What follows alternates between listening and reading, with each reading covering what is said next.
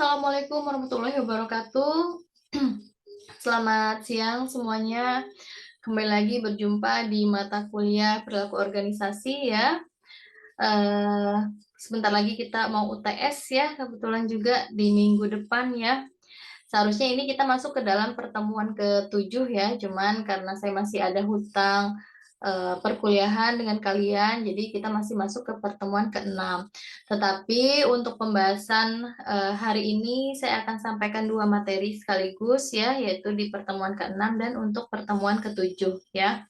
Kemudian nanti juga ada kuis ya, karena memang sebelum UTS biasanya kita akan melakukan evaluasi ya, evaluasinya ini dalam bentuk kuis yang akan dikerjakan.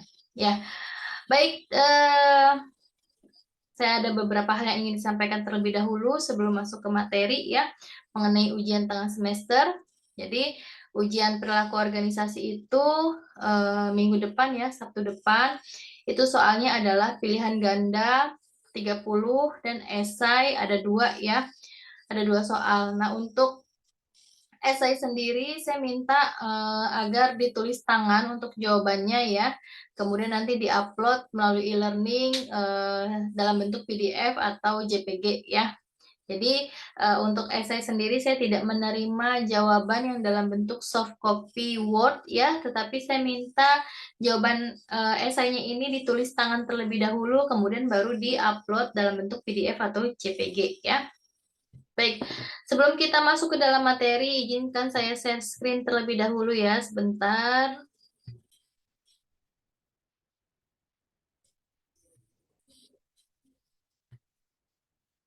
Nah, sudah terlihat ya?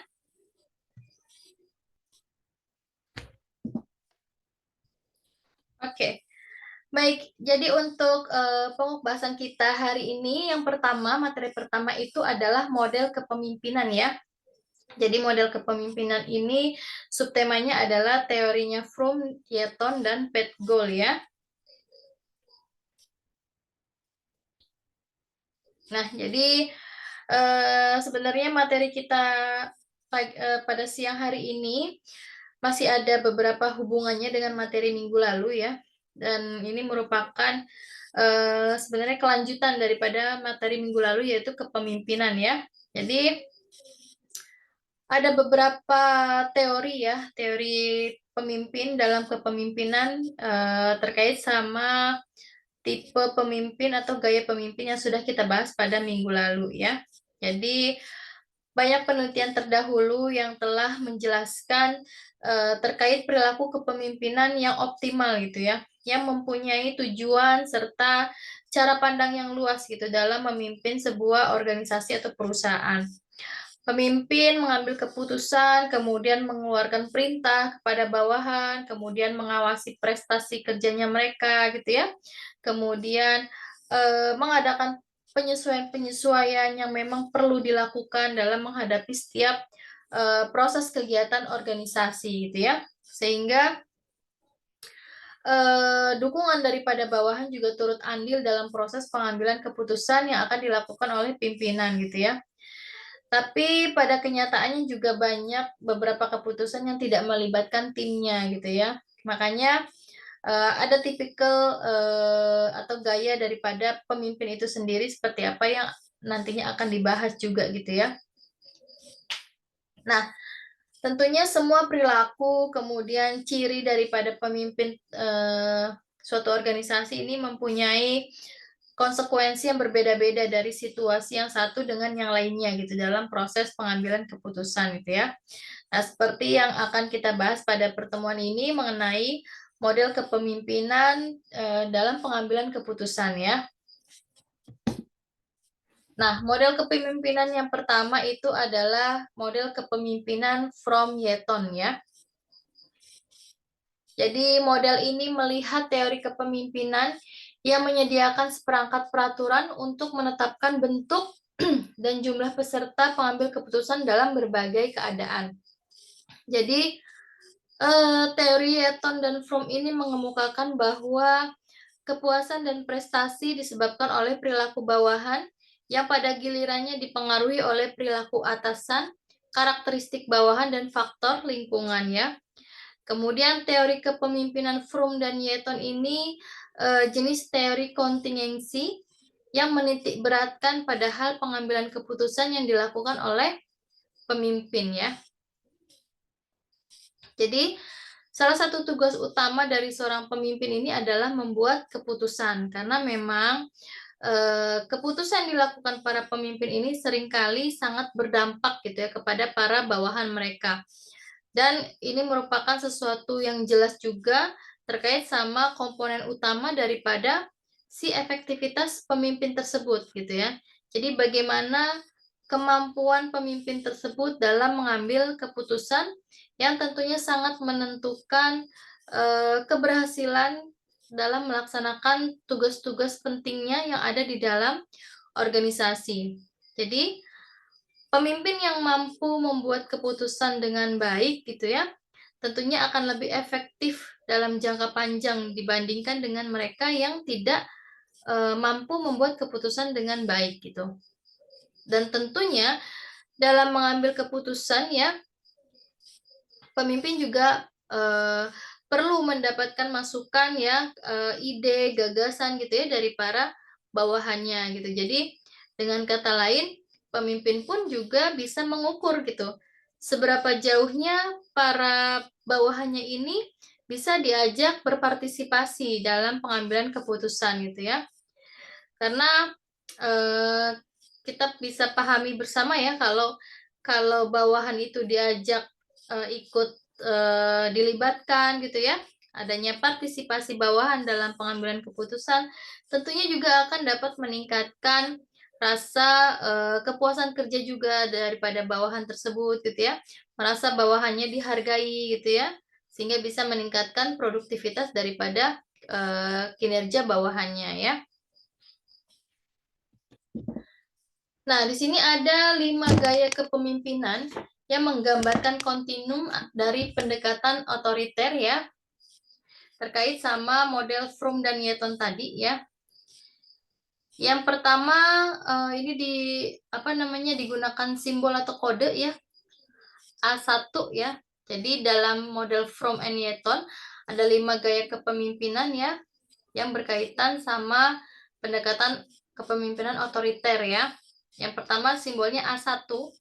Jadi A1 ini adalah pemimpin mengambil sendiri keputusan berdasarkan informasi yang ada pada saat itu.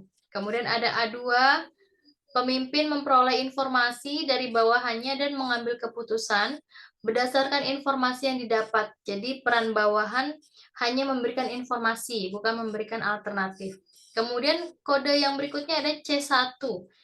Ini pemimpin memberitahukan masalah yang sedang terjadi kepada bawahan secara pribadi, lalu kemudian memperoleh informasi tanpa mengumpulkan semua bawahannya secara kelompok.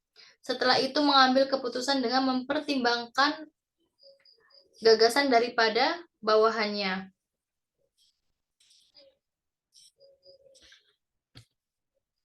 Kemudian ada C2, ini terkait sama pemimpin mengumpulkan semua bawahannya secara kelompok, lalu menanyakan gagasan-gagasan mereka terhadap masalah yang sedang ada, dan mengambil keputusan dengan mempertimbangkan atau tidak gagasan daripada si bawahannya. Kemudian ada G2, ini pemimpin memberitahukan masalah kepada bawahannya secara berkelompok, lalu bersama-sama merundingkan jalan keluarnya dan mengambil keputusan yang disetujui oleh semua pihak.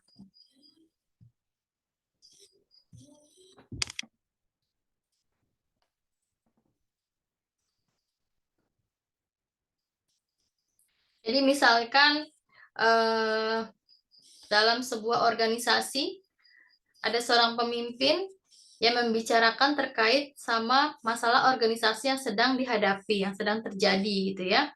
Terkait misalkan contohnya bagaimana caranya menarik minat pembeli agar bisa menjadi pelanggan setia daripada si perusahaan tersebut gitu ya.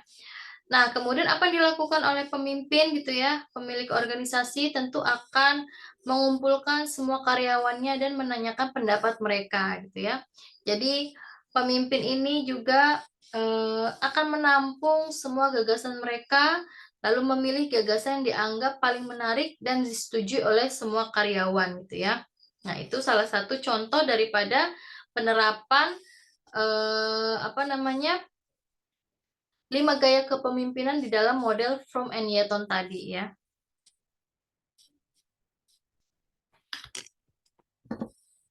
Kemudian model berikutnya adalah model kontingensi kepemimpinan ya. Jadi model ini berisi tentang hubungan antara gaya kepemimpinan dengan situasi yang menyenangkan gitu ya.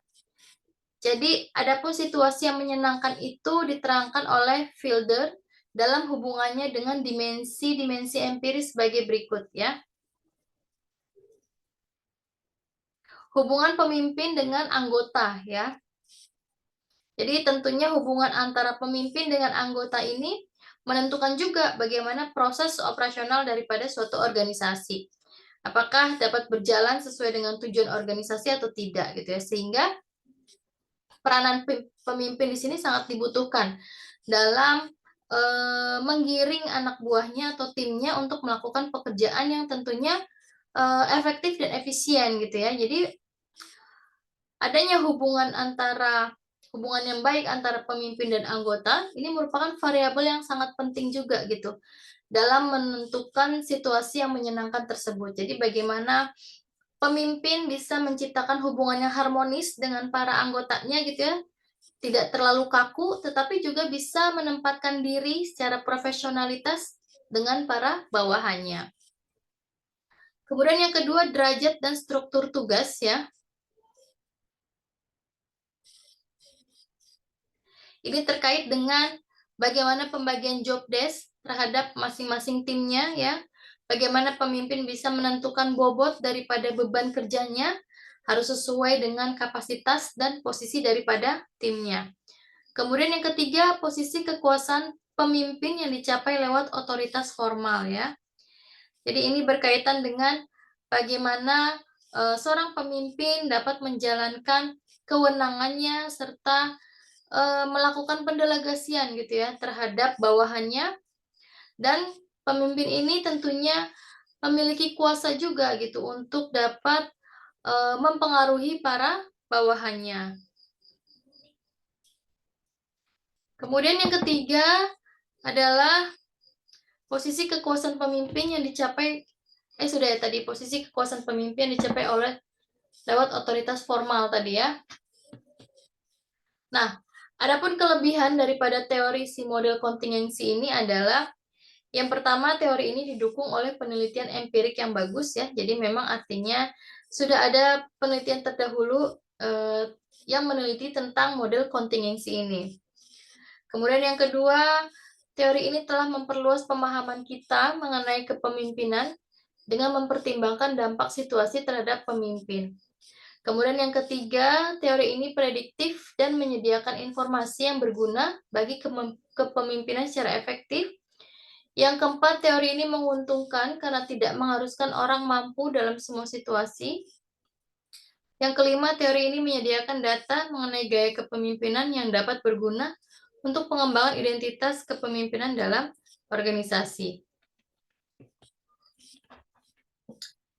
Nah, tentunya ada dalam setiap model kepemimpinan tentu terdapat beberapa ada yang pro, ada yang kontra juga gitu ya terhadap model kepemimpinan yang disampaikan oleh para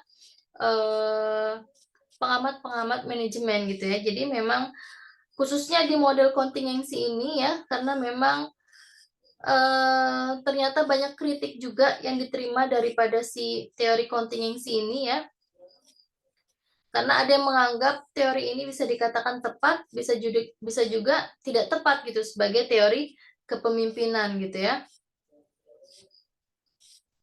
Jadi ada yang menjelaskan kalau teori ini gagal gitu ya. Gagal dalam menjelaskan kalau seorang pemimpin itu lebih efektif dalam berbagai situasi gitu ya. Tapi ada juga yang bilang teori ini juga bisa menjelaskan kalau memang betul gitu. Pada saat kepemimpinan mencapai situasi tertentu gitu ya, sedang menghadapi situasi tertentu, baru deh tuh jiwa kepemimpinannya baru ada gitu ya. Nah, itu ya pro kontranya seperti itu gitu ya. Nah, kemudian model selanjutnya adalah model path goal theory, jalan tujuan ya. Nah, path goal theory ini, kepemimpinan ini telah dikembangkan untuk menjelaskan bagaimana perilaku seorang pemimpin mempengaruhi kepuasan dan kinerja bawahannya. Nah, si teori ini pertama kali diungkapkan oleh Evan dan Hausia pada tahun 1970 dan 1971. Nah, konsep path goal theory ini menurut si model ini, pemimpin menjadi efektif karena efek positif yang mereka berikan terhadap motivasi para pengikut kinerja dan kepuasan. Jadi artinya memang peran pemimpin di sini sangat dibutuhkan sekali terkait sama tujuan goals-nya daripada si perusahaan itu seperti apa gitu ya. Jadi makanya pemimpin di sini berusaha menciptakan jiwa kepemimpinan yang bisa diterima oleh para bawahannya dengan memberikan atau menerapkan kepemimpinan yang memang bisa memberikan kepuasan terhadap para bawahannya gitu. Seperti contohnya memperhatikan para bawahannya dengan adanya pemberian motivasi gitu ya kepada para bawahannya gitu. Kemudian adanya pemberian apa namanya tuh reward gitu ya terhadap kinerja yang sudah diberikan oleh bawahannya sehingga bawahan merasa ada kepuasan gitu ya dalam dirinya. Mereka diperhatikan, kemudian adanya dorongan atau motivasi untuk bekerja lebih giat lagi sehingga konsep daripada path goal theory ini yang diterapkan oleh si pemimpin mereka itu bisa dijalankan gitu ya.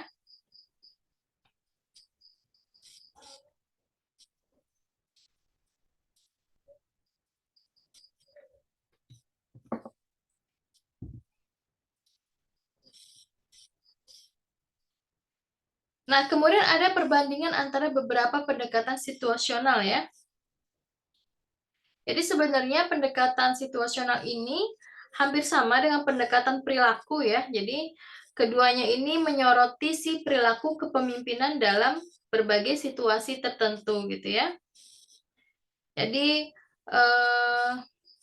dalam hal ini kepemimpinan lebih merupakan fungsi situasi gitu daripada sebagai kualitas pribadinya dan merupakan fungsi kualitas juga yang bisa timbul karena adanya interaksi orang-orang dalam situasi tertentu.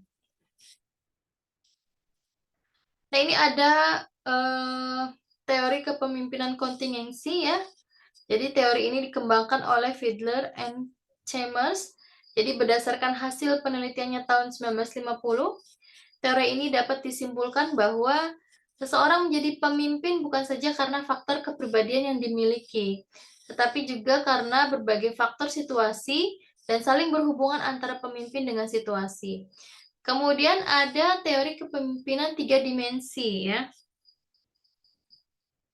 Teori ini dikemukakan oleh Redin, jadi seorang guru besar Universitas New Brunswick di Kanada. Jadi menurutnya dia ada 3 dimensi yang dapat dipakai untuk menentukan gaya kepemimpinan. Yang pertama perhatian pada produksi atau tugas, kemudian perhatian pada orang, dan dimensi efektivitas. Kemudian ada teori kepemimpinan situasional ya. Jadi teori ini merupakan pengembangan dari model kepemimpinan 3 dimensi tadi yang didasarkan pada hubungan antara 3 faktor, yaitu perilaku tugas, perilaku hubungan, dan kematangan ya. Jadi perilaku tugas ini merupakan pemberian petunjuk oleh pemimpin terhadap anak buahnya, meliputi penjelasan tertentu apa yang harus dikerjakan, kemudian bila mana dan bagaimana mengerjakannya, serta mengawasi mereka secara tepat gitu ya. Dan perilaku hubungan ini merupakan ajakan yang disampaikan oleh pemimpin melalui komunikasi 2 arah yang meliputi mendengar dan melibatkan anak buahnya dalam pemecahan masalah.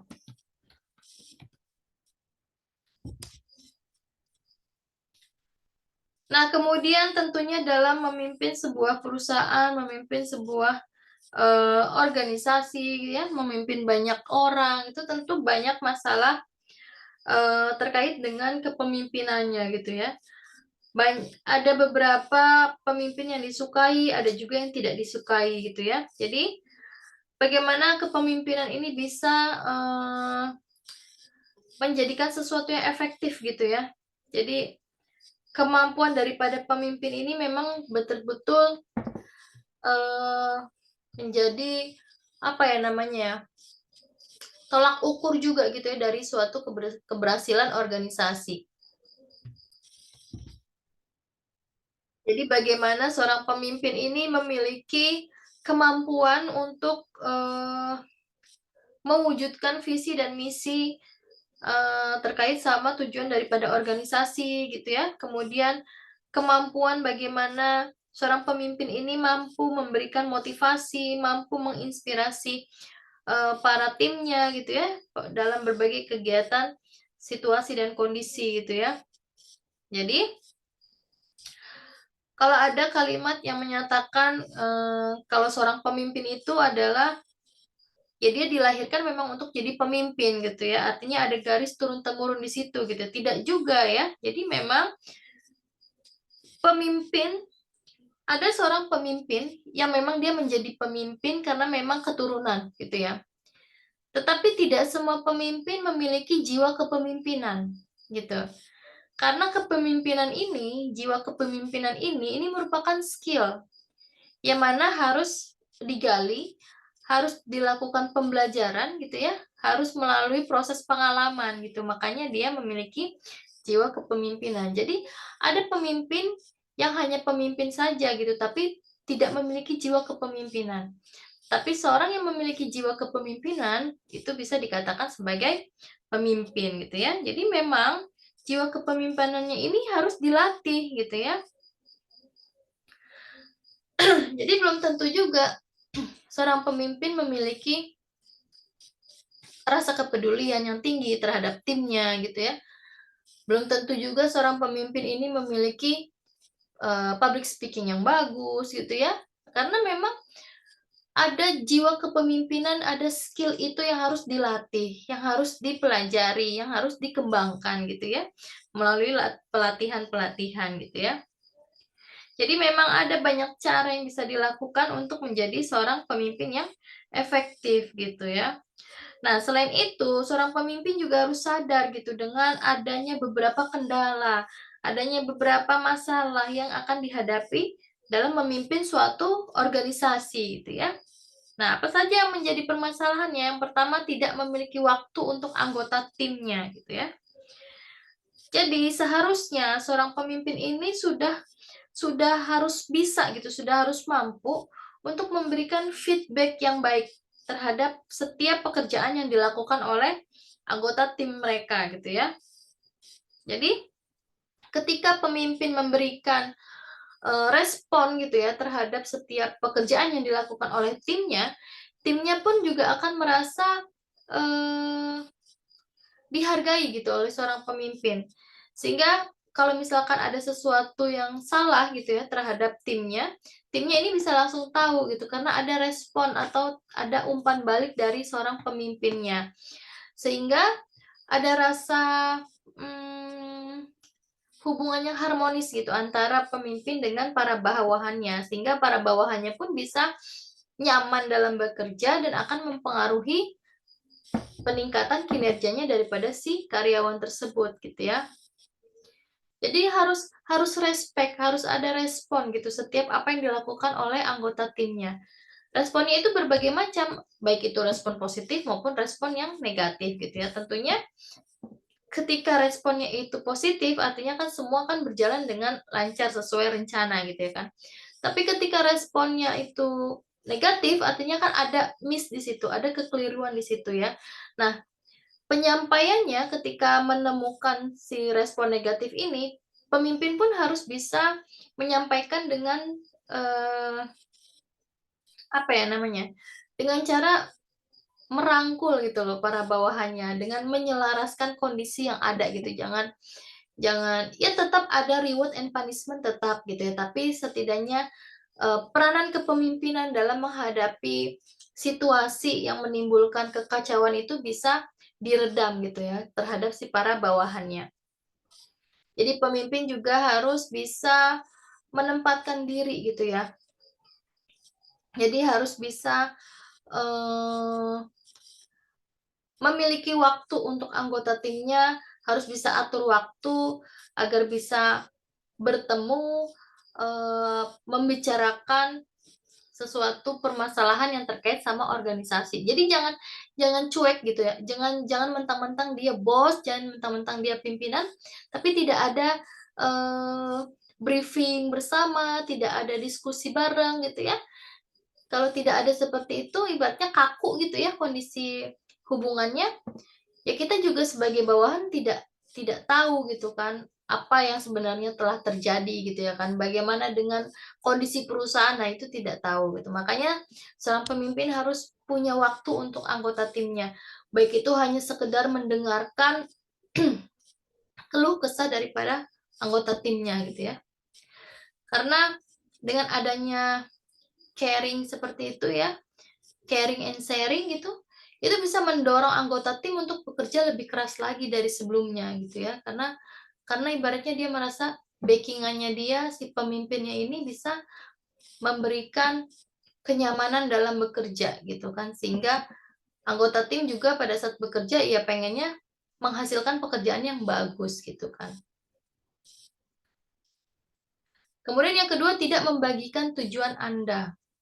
Nah, masalah yang kedua dari seorang pemimpin adalah tidak membagikan tujuan kita, gitu ya. Jadi, bagaimana anggota tim tahu apa yang sedang dilakukan oleh pimpinan gitu terkait sama organisasi jika pemimpinnya tidak berbagi gitu ya.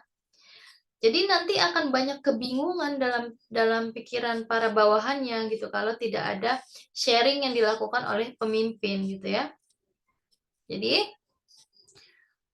pemimpin juga harus bisa memberitahukan, target-target apa yang nantinya harus dicapai gitu ya, kecuali memang sesuatu yang secret gitu kan, hanya antara top manajemen dengan pemimpin saja. Nah, itu boleh dirahasiakan. Cuman kalau yang berdasarkan yang umum-umum terkait tujuan organisasi, sampaikan ya silakan gitu ya. Jadi, seorang pemimpin juga harus punya tujuan dan sasaran yang jelas juga eee, dalam menyampaikan apa yang menjadi tujuan daripada si organisasi atau apa yang menjadi tujuan daripada departemennya sendiri.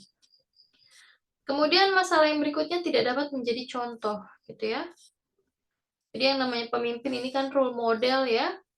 Jadi oleh karena itu, kita sebagai pemimpin harus bisa memberikan teladan gitu ya kepada para staf kita. Jadi jika kita ingin menerapkan sesuatu hal gitu ya, maka kita harus mulai dengan diri kita sendiri gitu kan, agar anggota tim kita tuh juga bisa mengikuti, bisa berjalan mengikuti gitu ya. Karena kan para bawahan juga, para staf juga memperhatikan kita sebagai pemimpinnya gitu. Kalau pemimpinnya tidak disiplin, datang siang ya, bos saya aja datangnya siang, ya saya juga siang lah gitu kan jadi kesannya. Jadi seorang pemimpin memang harus memberikan teladan atau contoh yang baik kepada para timnya gitu ya. Kemudian yang keempat, salah dalam memimpin. Permasalahan berikutnya adalah salah dalam memimpin ya. Itu tadi seperti yang saya sampaikan gitu kan. Seorang pemimpin belum tentu memiliki jiwa kepemimpinan gitu ya. Jadi banyak beberapa pemimpin yang kadang suka mengubah karakter, merubah sikap gitu ya.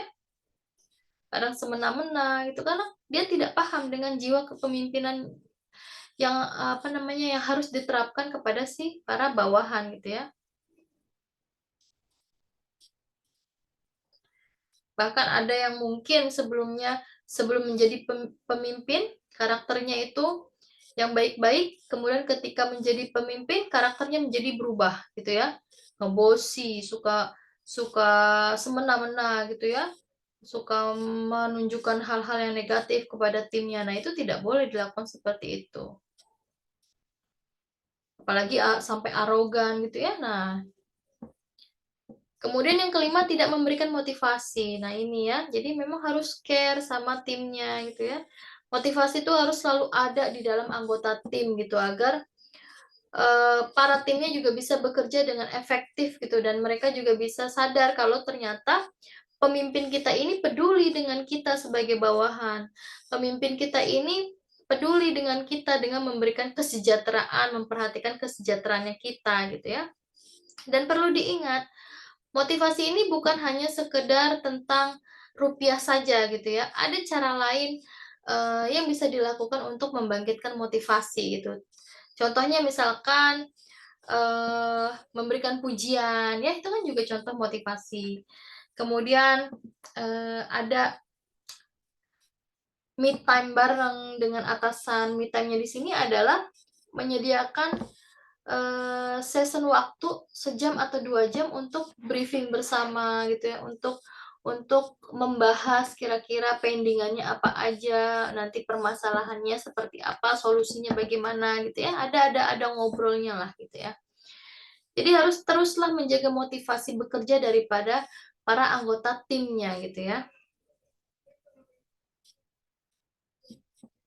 Nah, itu terkait sama model kepemimpinan dari segi perilaku dan situasi ya. Tadi ada From dan Yeton, kemudian Pat Goal ya, kemudian model kepemimpinan kontingensi gitu ya. Nah, sekarang kita lanjut ke dalam materi yang kedua ya, terkait sama pembahasan berikutnya. Ini saya stop dulu.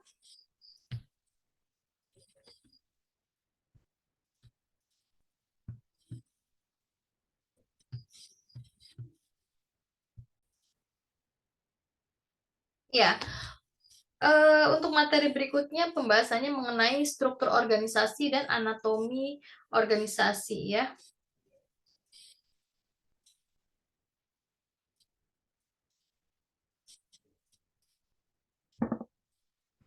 Jadi ini merupakan salah satu unsur yang ada di dalam organisasi adalah si struktur organisasi ya. Nah, struktur organisasi ini terkait sama yang namanya desain organisasi gitu ya. Jadi di sini ada pengertian desain organisasi ya.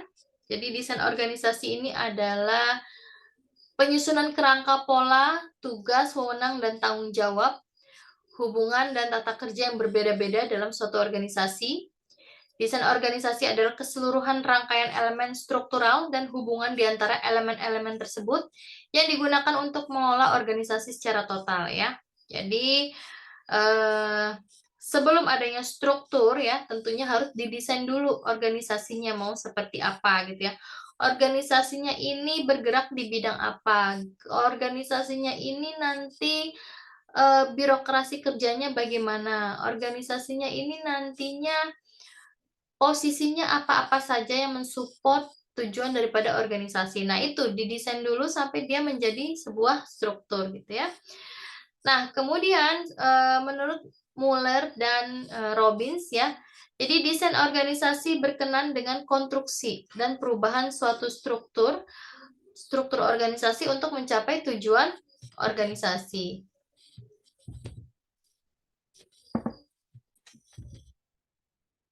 Jadi memang struktur organisasi ini bertujuan untuk memperjelas tugas ya, kemudian adanya wewenang ya, serta tanggung jawab daripada setiap anggota di dalam organisasi. Nah, desain organisasi dan struktur organisasi ini adalah dua hal yang berbeda gitu ya.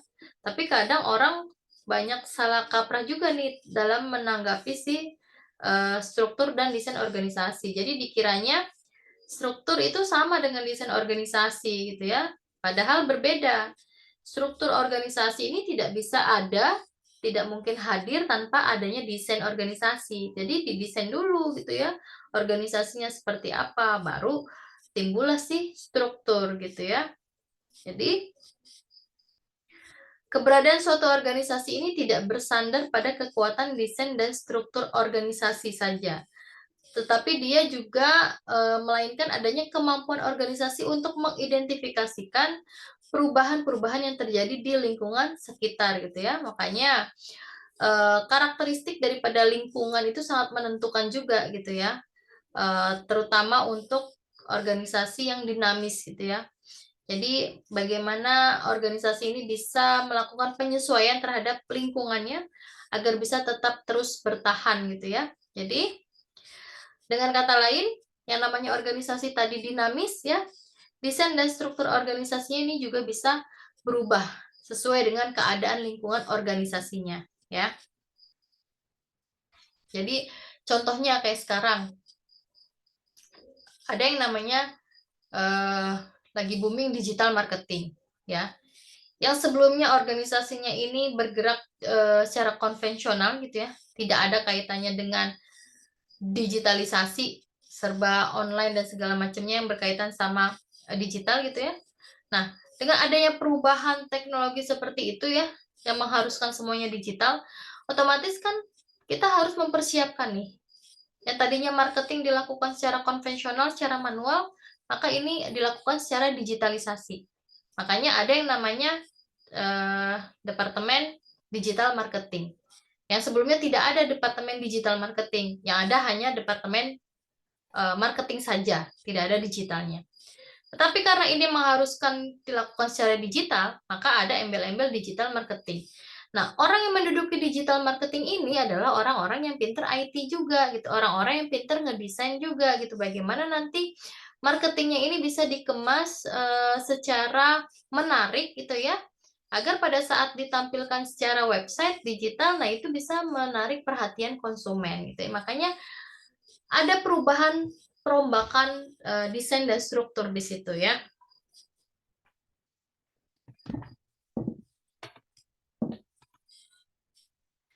Nah, di sini Robin and Judge mengatakan terdapat 3 desain organisasi yang lebih umum ya. Yang pertama ada struktur sederhana, birokrasi, dan struktur matriks ya. Jadi kalau struktur sederhana ini memiliki tingkat departementalisasi yang rendah ya. Kemudian cakupan rentang kendalinya yang luas, wewenangnya terpusat pada satu orang dan sedikit formalisasi. Jadi ini organisasinya biasanya bersifat flat ya, yang hanya memiliki 2 atau 3 tingkatan vertikal aja gitu ya. Jadi strukturnya lebih sederhana dan biasanya paling banyak diadopsi sama perusahaan-perusahaan kecil ya, di mana belum terlalu banyak orang-orang yang terlibat di dalamnya gitu ya. Kemudian ada birokrasi. Jadi birokrasi ini terkait sama standarisasi sebenarnya. Standarisasi ini merupakan kunci yang mendasari daripada semua birokrasi. Jadi birokrasi ditandai dengan tugas operasi yang sangat rutin, spesialisasi, peraturan dan ketentuan yang sangat formal, tugas yang dikelompokkan ke dalam departemen fungsional, wewenang terpusat, rentang kendalinya sempit ya kalau birokrasi. Kemudian dan pengambilan keputusan mengikuti rantai komando. Kemudian ada struktur matriks ya. Jadi struktur matriks ini menggabungkan 2 bentuk departementalisasi, fungsional dan produk ya. Jadi ada departemen fungsional dan ada departemen produk. Jadi kekuatan departementalisasi fungsional ini menempatkan spesialisasi secara bersama-sama gitu ya. Dan tentunya bisa memfasilitasi koordinasi antara si spesialisasi ini untuk mencapai penyelesaian pekerjaan secara tepat waktu gitu. Jadi biar bisa memenuhi target anggaran.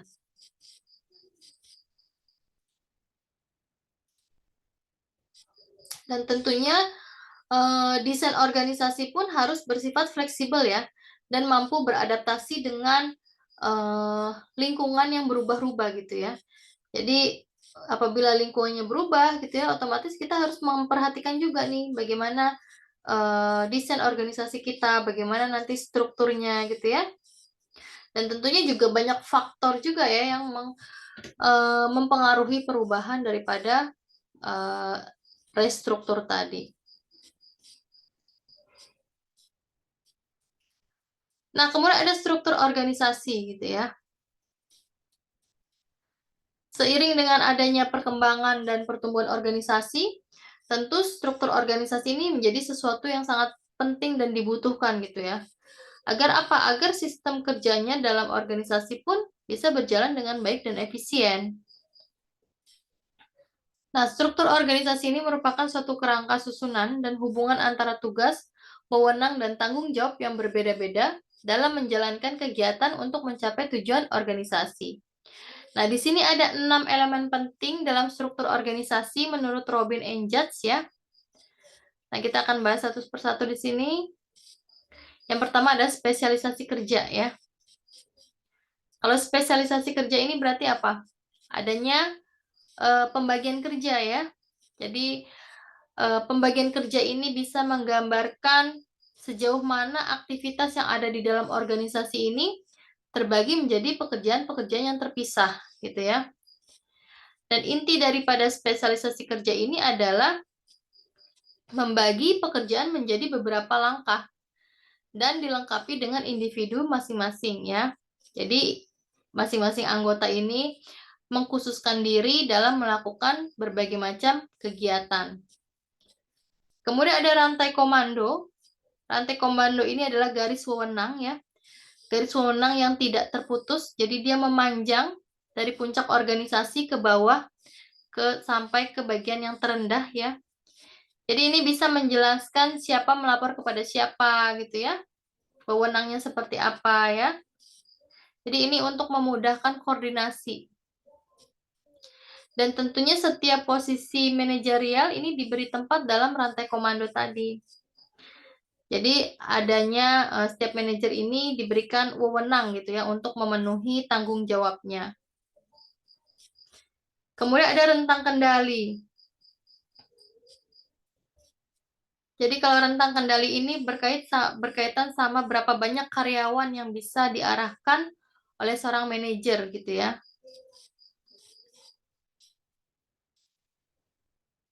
Kemudian ada formalisasi. Ini mengacu pada tingkat di mana pekerjaan di dalam organisasi distandarkan ya. Jadi ada SOP-nya. Jadi orang bekerja tidak asal kerja ya. Jadi ada SOP-nya sehingga bisa menghasilkan output yang konsisten sesuai dengan apa yang menjadi tujuan organisasi. Jadi dengan adanya formalisasi yang tinggi, tentunya ada deskripsi pekerjaan yang terperinci di situ ya. Kemudian adanya banyak aturan ya, kemudian adanya prosedur yang jelas ya, yang mencakup proses kerja, bagaimana metodenya, bagaimana alat yang digunakannya ya.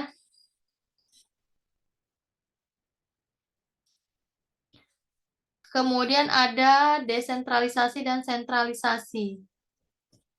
Ini terkait sama pengambilan keputusan ya. Jadi kalau sentralisasi ini, pengambilan keputusannya ini pada satu titik aja dalam organisasi. Jadi terpusat gitu ya yang mengambil keputusan. Contohnya misalkan hanya manajer puncak aja yang membuat keputusan gitu ya. Yang staf-staf di bawahnya hanya sebagai pelaksana aja.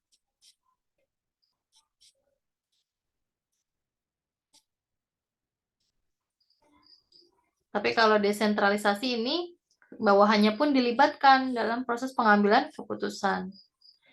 Kemudian ada departementalisasi ya. Jadi ini adalah pembagian per departemen ya. Ini berkaitan sama spesialisasi kerja tadi. Pekerjaannya dikelompokkan ya. Jadi pengelompokannya itu disebut sebagai departementalisasi. Jadi untuk mendepartementalisasikan pekerjaan, kita harus juga bisa melihat fungsi daripada pekerjaan itu dilakukan gitu ya. Kemudian bisa juga dilihat dari jenis produk atau yang dihasilkan dalam organisasi. Kemudian bisa juga dilihat dari geografis ya, letak wilayahnya ya.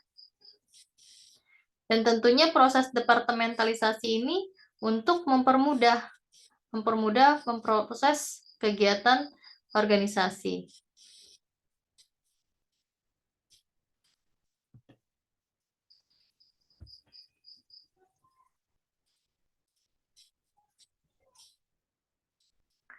Nah, di sini ada perbedaan struktur organisasi ya dalam dua model. ada organisasi mekanistik dan organisasi organis ya. Jadi kalau organisasi mekanistik, ini dia spesialisasinya tinggi, departementalisasinya kaku, rentang kendalinya sempit, formalisasinya yang tinggi, jaringan informasinya terbatas, partisipasi dalam pengambilan keputusan sangat sedikit untuk level bawah. Kemudian kalau organisasi organis, ini pekerjaannya tidak terstandar, dikelola dalam tim pekerja, kekurangan pengawasan langsung ya, kurangnya pengawasan langsung, ada yang sedikit aturan formal, jaringan komunikasi yang lebih terbuka, dan memberi wewenang kepada karyawan. Dan tentunya model ini juga tidak bisa dilakukan secara serentak ya terhadap organisasi. Kita harus melihat bagaimana situasi dan kondisi dalam organisasi kita ya. Apakah cocok apabila digunakan struktur organisasi mekanistik ya? Apakah cocok apabila digunakan struktur organisasi yang organis? Tentunya semuanya harus diidentifikasikan dulu sesuai dengan jenis organisasi yang dijalankan. Dan tentunya harus diingat lagi ya, perubahan lingkungan, baik itu lingkungan internal dan eksternal ya. Kemudian adanya tuntutan kebutuhan atau adanya perkembangan organisasi, maka itu bisa menyebabkan organisasi melakukan evaluasi gitu ya. Bagaimana organisasi bisa beradaptasi dengan perubahan-perubahan yang ada. Sehingga ada kalanya organisasi pun merubah bentuk gitu ya. Merubah bentuk desain, merubah bentuk struktural ya, dalam meningkatkan eksistensi organisasi itu sendiri gitu ya. Jadi tidak jarang organisasi melakukan restrukturisasi organisasi gitu ya. Karena ini kan merupakan salah satu cara gitu ya untuk bisa bertahan di kondisi atau lingkungan yang berubah.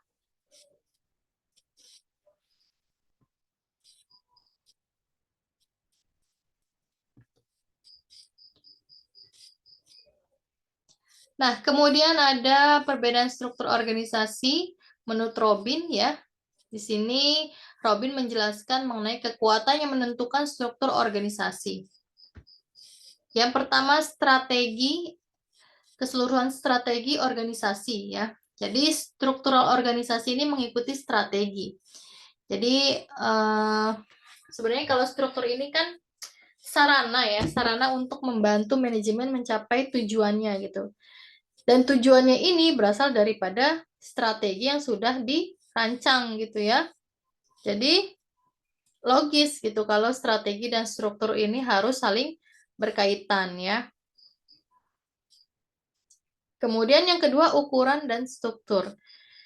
Jadi ukuran organisasi ini juga menentukan kondisi struktur yang akan dilakukan. Organisasi besar tentunya lebih banyak spesialisasi kerjanya, lebih banyak departementalisasinya ya. Karena ukuran juga mempengaruhi struktur organisasinya gitu ya. Kemudian ada teknologi yang digunakan ya. Jadi bagaimana sebuah organisasi ini bisa menerapkan teknologi dalam kegiatan operasionalnya. Jadi bisa memindahkan input ke output dilakukan secara disupport sama bantuan teknologi ya. Dan tentunya setiap organisasi harus memiliki minimal satu teknologi gitu ya untuk mengubah input menjadi output yang dilakukan dengan secara efektif dan efisien gitu ya. Kemudian ketidakpastian lingkungan ya. Jadi ya itu tadi ya, beberapa organisasi juga bisa menghadapi lingkungan yang dinamis juga gitu ya. Jadi kadang kayak contohnya kayak COVID gitu ya kemarin. Nah itu kan salah satu ketidakpastian lingkungan yang memberikan dampak yang luar biasa terhadap perusahaan atau organisasi gitu ya. Nah, makanya salah satu caranya untuk mengurangi ketidakpastian lingkungan itu adalah dengan penyesuaian struktur organisasi. Nah, ini ada beberapa contoh struktur ya. Ini departementalisasi fungsional ya. Jadi ini berdasarkan fungsinya ya. Sini bisa dilihat ada fungsi sebagai engineering, accounting, manufaktur, HR, purchasing gitu ya. Nah, ini tentunya memiliki kelebihan dan kelemahannya masing-masing, nanti bisa dipelajari ya. Kemudian ini berdasarkan, kalau tadi berdasarkan fungsional, fungsi, ini berdasarkan produk yang dihasilkan ya. Jadi ada direktur produksi, direktur pemasaran. Direktur pemasarannya berkaitan sama jenis produknya apa, berbeda-beda tentunya ya. Ini berdasarkan geografis, letak wilayah ya. Strukturnya, salah satu strukturnya. Ini hanya contoh aja ya, tentunya disesuaikan sama kita punya kondisi dan situasi dalam organisasi. Nah, ini contoh struktur organisasi yang mungkin sudah kompleks ya. Banyak rantai komandonya ya. Banyak spesialisasi kerjanya. Nah, ini salah satu contoh struktur organisasi di PT Pos Indonesia Persero ya. Garis putus-putus dan garis ini menandakan wewenang ya. Garis wewenang dan koordinasi ya. Ya, baik. Itu merupakan materi pada perkuliahan kita siang hari ini ya. Nah, kemudian ada kuis yang harus dikerjakan ya. Kuisnya saya sampaikan di sini saja ya. Kuis ini merupakan evaluasi dari pertemuan kita yang pertama ya. Sebentar ya, saya stop dulu share screen-nya.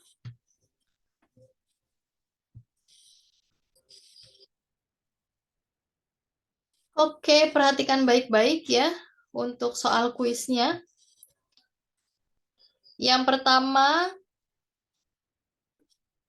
soal yang pertama, apa yang dimaksud dengan konflik?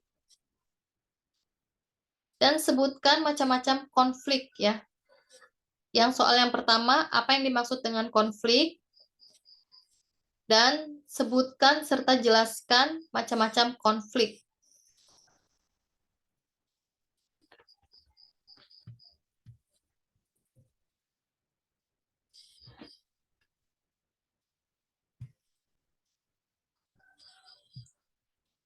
Sudah? Kemudian yang kedua,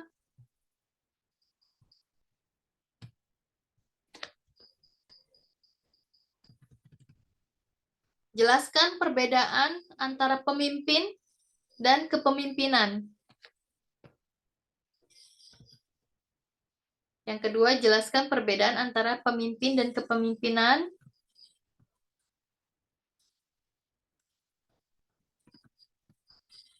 Kemudian yang nomor 3,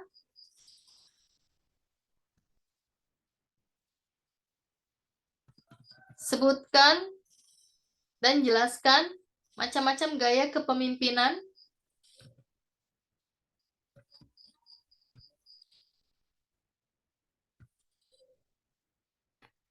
Sebutkan dan jelaskan macam-macam gaya kepemimpinan. Kemudian yang nomor 4,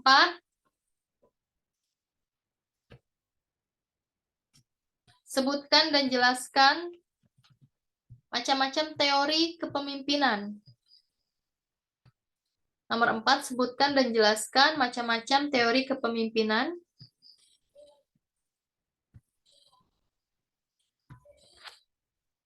Kemudian soal nomor 5,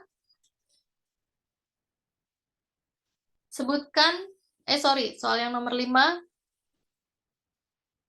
jelaskan teori motivasinya Abraham Maslow. Yang nomor 5, jelaskan teori motivasinya Abraham Maslow.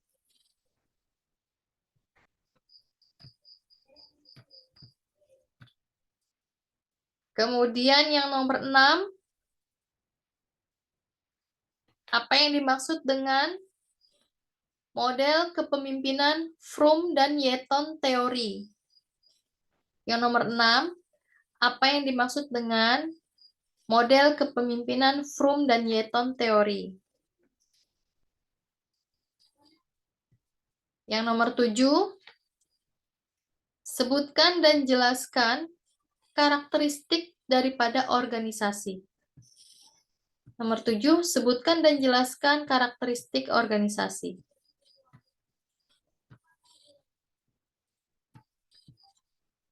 Kemudian yang nomor 8, apa yang dimaksud dengan rentang kendali dan rantai komando?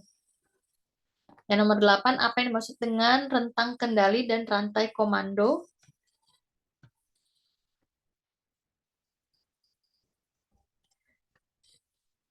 Kemudian yang nomor 9, sebutkan unsur-unsur kepemimpinan. Nomor 9, sebutkan unsur-unsur kepemimpinan.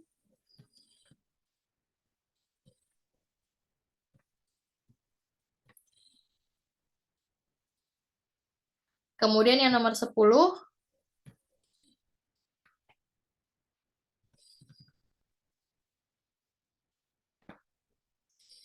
apa yang dimaksud dengan lighting, lightning, dan allowing pada kepemimpinan?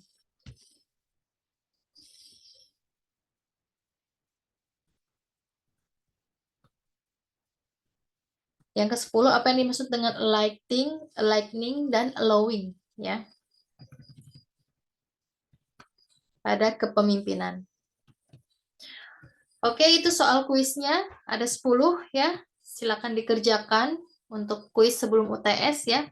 Nanti kuisnya diupload di dalam e-learning pada pertemuan ke-7 ya.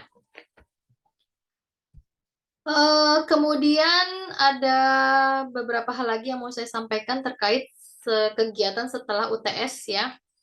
Jadi nanti setelah UTS kita akan lakukan presentasi kelompok ya. Jadi nanti setelah UTS berarti tanggal 10 Desember ya, kalau nggak salah. Bentar saya lihat tanggalan dulu.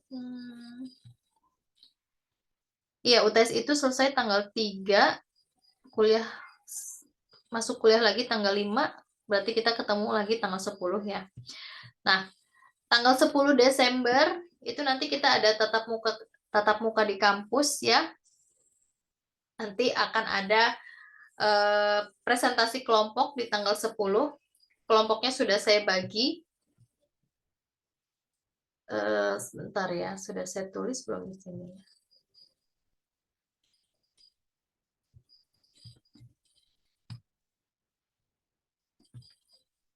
Oke. Nah, perhatikan baik-baik ya. Kelompok 1, ini saya sudah bagi kelompoknya. Ada 6 kelompok ya. Satu kelompok isinya 2 orang. Kelompok 1 itu Ahmad Badai, Ahmad Jainal, itu kelompok 1. Kemudian kelompok 2 Cut Putri, Faris Jailani.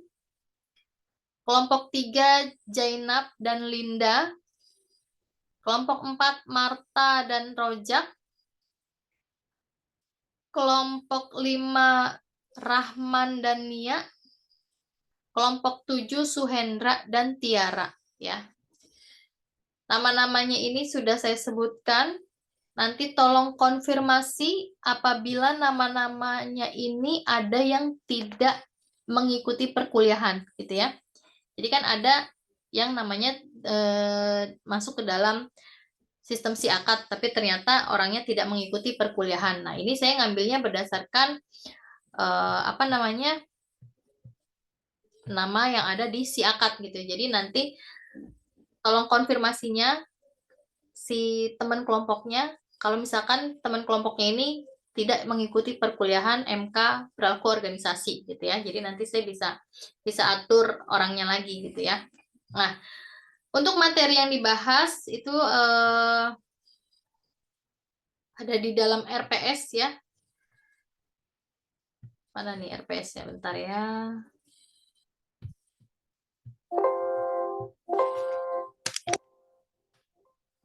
Bisa.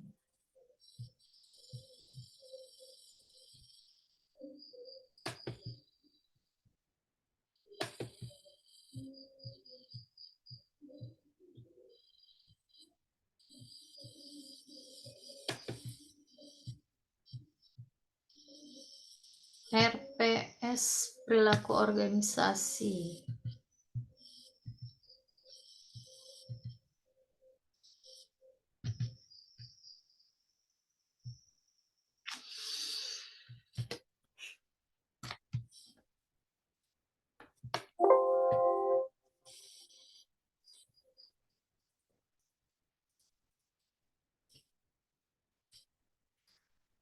Untuk kelompok 1, itu pembahasannya mengenai pola organisasi ya. Jadi menjelaskan mengenai lingkup kerja, kemudian menjelaskan desain kembali jajaran kerja. Sebelum itu, jelaskan dulu terkait sama pengertian pola organisasi itu apa gitu ya.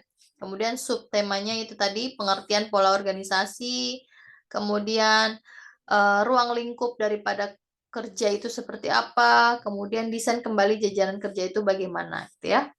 Itu kelompok 1. Kemudian untuk kelompok 2, temanya adalah proses organisasi, subtemanya adalah komunikasi dan pengambilan keputusan ya. Kemudian untuk kelompok 3 itu yang dibahas terkait sama proses mempengaruhi di dalam organisasi. Kemudian menjelaskan bagaimana hubungan pengaruh dengan kekuasaan. Kemudian menjelaskan terkait sama wewenang yang ada di dalam organisasi ya. Itu untuk kelompok 3.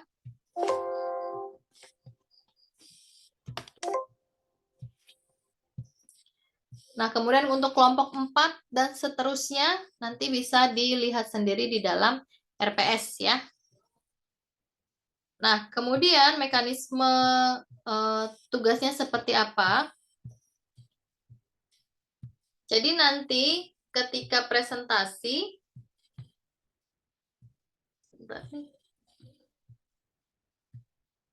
oke.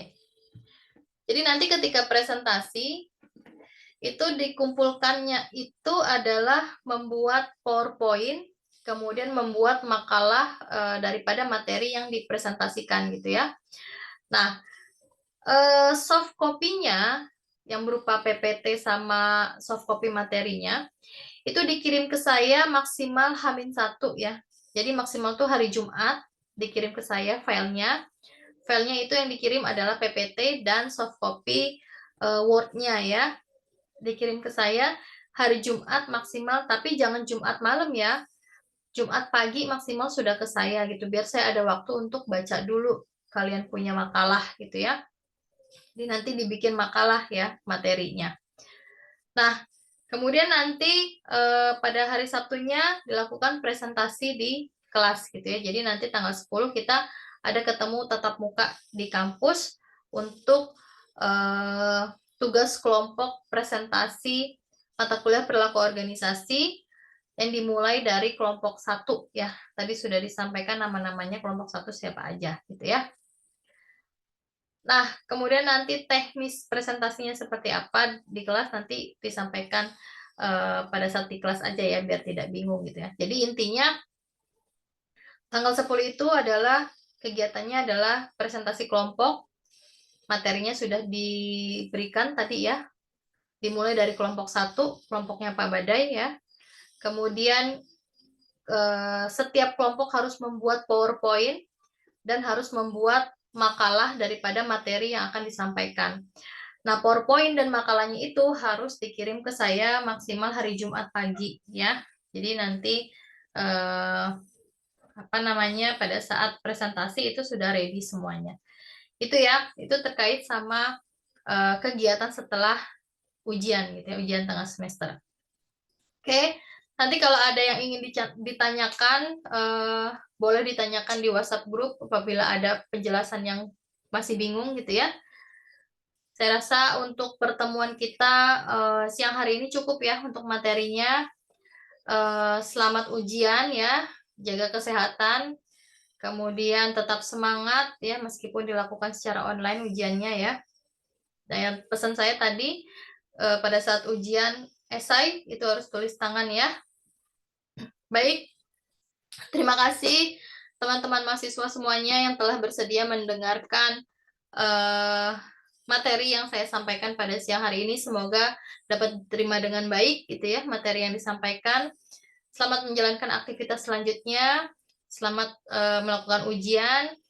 Selamat siang. Assalamualaikum warahmatullahi wabarakatuh. Terima kasih semuanya.